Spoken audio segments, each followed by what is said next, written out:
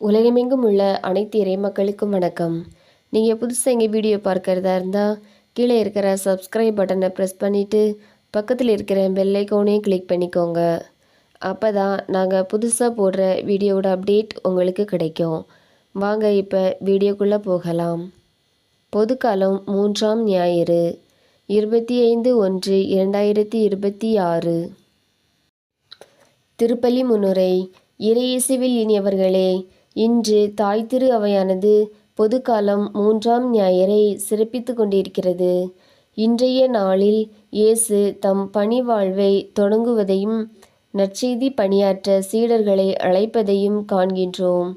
பிற இனத்தார் வாழும் கலிலேயாவில் இயேசு மனம் மாறுங்கள், ஏனெனில் விண்ணரசு நெருங்கி வந்துவிட்டது என்று தம் போதனையை தொடங்கினார். பிற இனத்தார் வாழும் கலிலேயாவே, காரிருள் நடந்து வந்த மக்கள் பேரொளியை கண்டார்கள் என்று இயேசு வழியாக கலிலேய மக்கள் மீட்பு பெறுவதை இறைவாக்கினர் எசாயா கூறுகின்றார். முதல் 4 சீடர்களான பேதுரு, அந்திரேயா, யாக்கோபு, யோவான் ஆகியோரை இயேசு அழைத்தபோது அவர்கள் தங்கள் மீன்பிடி தொழிலையும் வலைகளையும் உறவினர்களையும் விட்டுவிட்டு இயேசுவை பின்தொடர்ந்தனர். இயேசு அவர்களிடம், உங்களை மனிதர்களை பிடிப்பவர் ஆக்குவேன் என்றார். அவர்கள் இயேசுவின் பணிவாழ்வில் பங்கு பெற்று துன்பங்களை தாங்கி இயேசுவுக்கு சான்று பகர்ந்தனர். இன்று நம் வாழ்வு எவ்வாறு இருக்கிறது? பிறரை கண்டு கொள்கிறோமா? பிறரின் துன்பத்தில் பங்கு பெறுகிறோமா?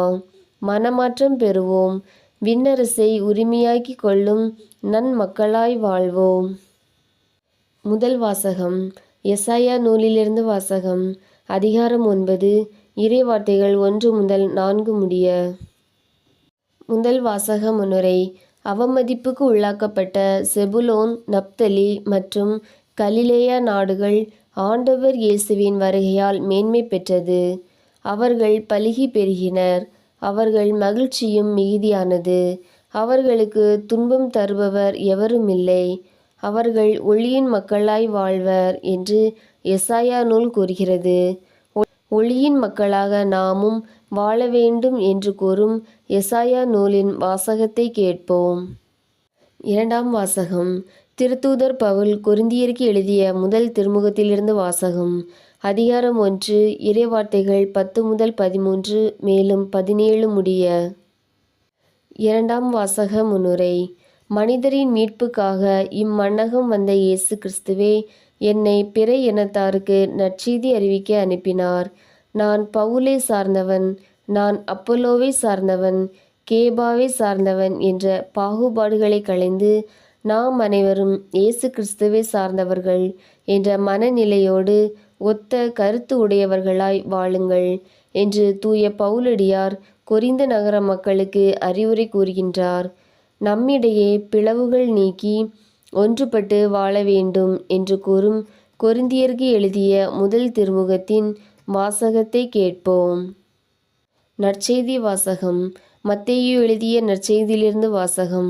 அதிகாரம் 4, இறைவார்த்தைகள் 12 முதல் 23 முடிய. விசுவாசிகள் மன்றாட்டு. நற்செய்தி பணியாற்ற அழைக்கும் அன்பு இறைவா, எங்கள் திருத்தந்தை, ஆயர்கள், அருட்பணியாளர்கள், அருட்சகோதரிகள், துறவிகள் அனைவரையும் உமது ஆசிரால் நிரப்பியருளும். அவர்கள் தளரா மனதுடன் இறை பணியாற்ற வேண்டுமென்றும் உடல் உள்ள ஆன்ம நலம் தந்து காத்திட வேண்டுமென்றும் இறை அழைத்தல் பெருகிட வேண்டுமென்றும் இறைவா உம்மை மன்றாடுகிறோம். ஆசீர் அளிக்கும் அன்பு இறைவா, நடைபெற இருக்கும் எம் நாட்டின் சட்டமன்ற தேர்தலில் மத, இன, மொழி வேறுபாடுகள் களைந்து நல்லாட்சி செய்யும் நல்ல தலைவர்களுக்கு மக்கள் வாக்களித்து வெற்றி பெற செய்ய வேண்டும் என்று இறைவா உம்மை மன்றாடுகிறோம்.